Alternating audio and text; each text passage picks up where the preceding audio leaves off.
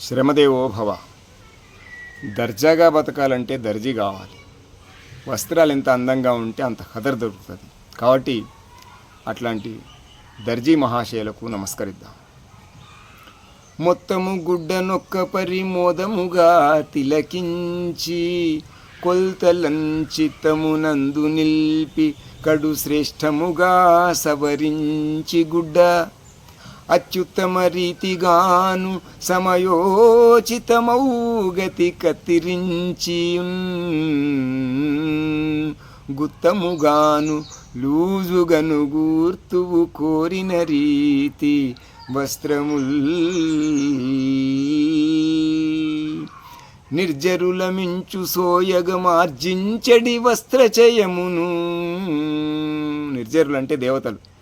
దేవతలు కూడా అందంగా కనిపించాలంటే వస్త్రాలు బాగుండాలి. కాబట్టి వాళ్ళని మించేటటువంటి రీతిగా మానవులను తయారు చేయగలడు. నిర్జరులను మించు సోయగమార్జించడి వస్త్రచయమునందముగా తయారు చేసి ఇవ్వగలవు దర్జీ. వందనము చేతు ధన్యుడవనుచున్.